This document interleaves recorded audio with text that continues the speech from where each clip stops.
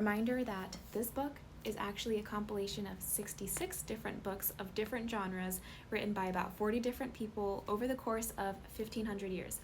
But it tells one storyline. And what is that storyline? It's the storyline of a kingdom that was lost, but it's redeemed by God in the end. In the very beginning, in Genesis 1, God gives humanity dominion and rule over all of creation, but they fail by rebelling, and that kingdom is lost and usurped by the enemy, Satan. So the entire storyline of history and of the Bible is God fulfilling his promise to redeem that kingdom and bring it back into its original design. But the only way for that to happen was for God to become humanity himself so that he could do it right, because we will constantly fail. So presently, we are waiting for that restoration of Eden, so to speak. We're waiting for that restoration of the kingdom. We have the promise because Christ has already defeated death, but we're waiting for that to be completely fulfilled. This is what it means when we say that we're waiting for Christ's return, because he's going to return as a ruler, as a judge, as the perfect authority.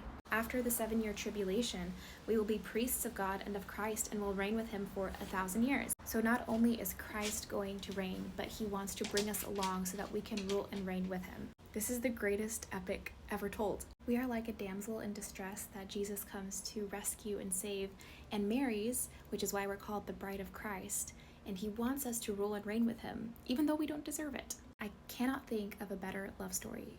This is something that only God can write. The last thing I want to add is this is why it's so important to understand the overarching theme of not just the Bible, but literally history. And it helps us understand what it is exactly that we're waiting for. We're waiting for Christ to come to rule and reign and put everything under his authority and under his feet. Everything is going to come back into perfect harmony, and he will crush sin immediately so that it cannot grow.